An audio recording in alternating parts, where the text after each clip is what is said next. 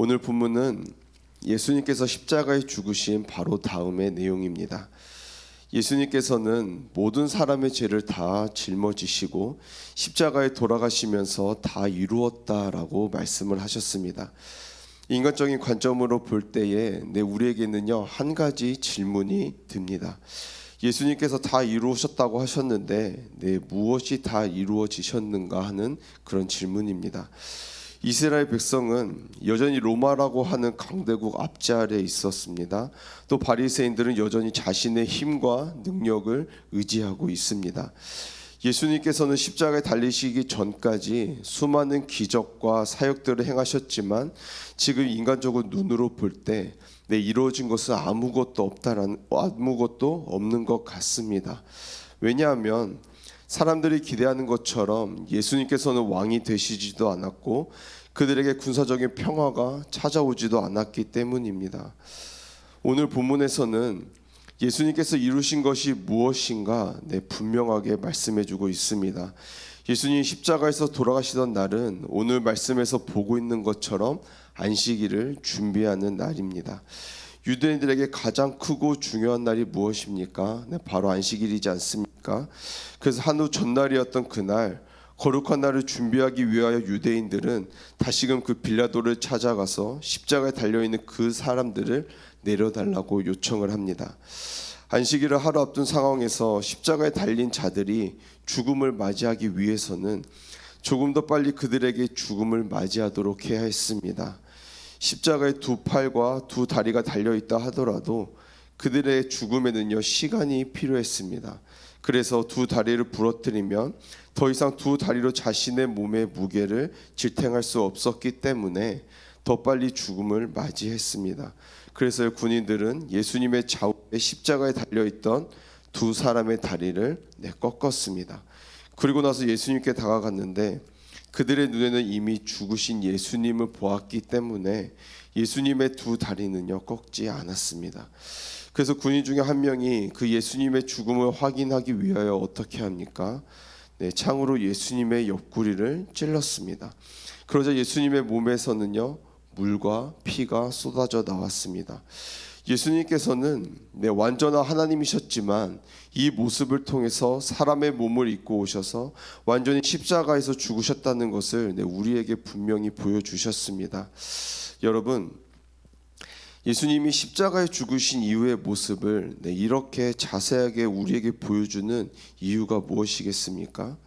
바로 예수님께서 이루신 것이 무엇인지 보여주시기 위함입니다. 오늘 본문 36절에서 37절은요 말씀하고 있습니다. 36절과 37절 말씀을 함께 읽도록 하겠습니다. 시작.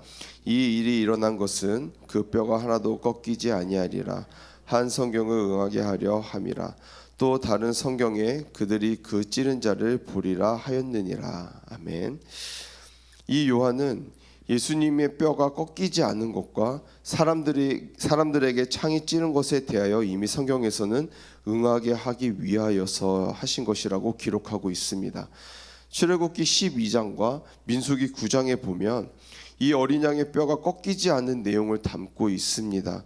그 말씀에서는 유월절 어린 양을 먹을 때에 그 뼈를 꺾지 말라고 하는 그 율법과 규례가 들어져 있습니다. 구약에서 이스라엘 백성에게 찾아온 어린 양은 신약에서 우리를 위해 죽으신 예수 그리스도를 상징합니다. 구약에서 흠이했던 그 어린 양이 신약에 와서 예수 그리스도의 죽음을 통해서 분명하게 성취되고 있다는 것을 우리는요 알 수가 있습니다. 또한 37절 말씀에 보면요 그 찌른 자를 보리라라고 하신 이 말씀은 구약의 스가랴 선지자를 통해서 이루신 말씀입니다.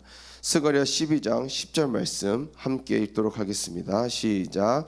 내가 다윗의 집과 예루살렘 주민에게 은총과 간구하는 심령을 부어주리니 그들이 그 찌른 바 그를 바라보고 그를 위하여 애통하기를 독자를 위하여 애통하듯 하며 그를 위하여 통곡하기를 장자를 위하여 통곡하듯 하리로다. 아멘. 즉 예수님께서 창에 찔려서 물과 피를 쏟으신 것 그건 역시도 스가랴 선지자를 통하여 말씀하신 그 내용을 이루셨다는 것을 기록하고 있습니다.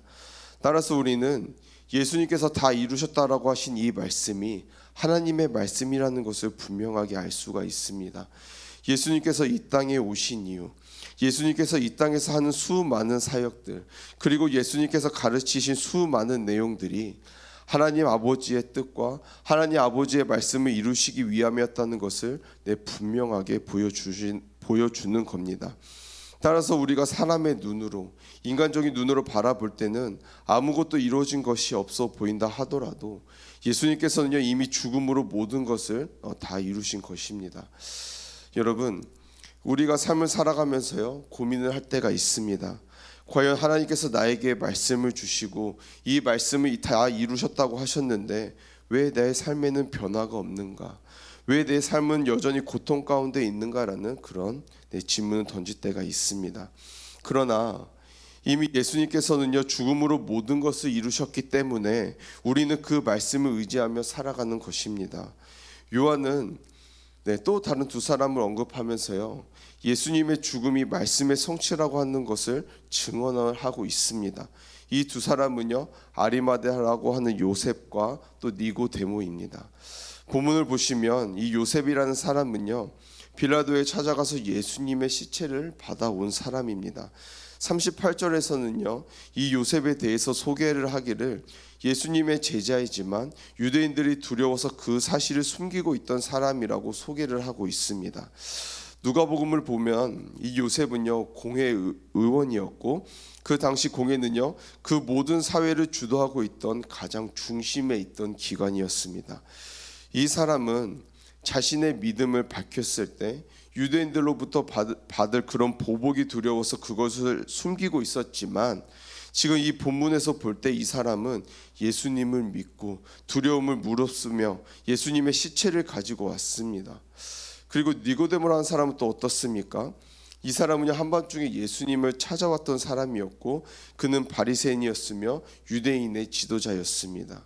그랬던 그가 예수님의 이 죽음을 맞이한 이후에 100리트라, 즉 30kg가 넘는 무게의 모략과 침량을 가지고 와서 예수님의 시체에 바르고 예수님의 장례를 치렀습니다.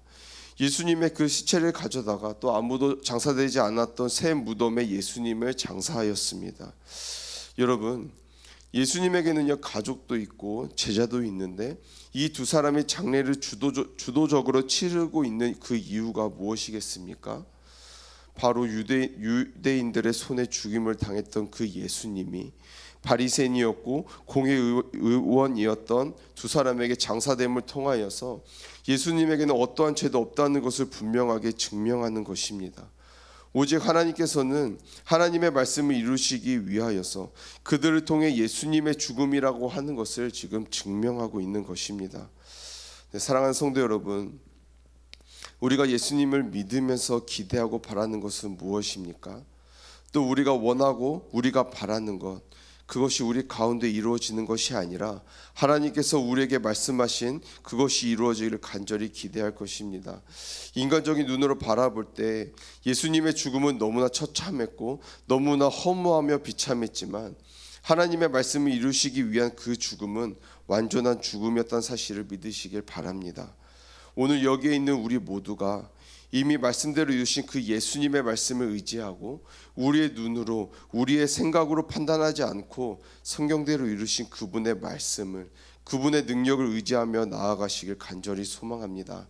이미 우리 속에 이루신 그 하나님의 말씀을 의지함으로 나의 삶의 자리에서 늘 승리하는 저와 우리 모든 성도님들이 되길 간절히 소망합니다. 아멘. 기도하시겠습니다. 사랑이 많으신 하나님 아버지, 오늘도 말씀으로 하루를 시작하게 하시니 감사합니다. 오늘 하루도 우리가 들은 말씀처럼 주님의 말씀을 의지하며 살게 하시고 승리하는 삶을 사는 저와 우리 성도님들이 되게 도와주시옵소서. 예수님의 이름으로 기도드립니다. 아멘.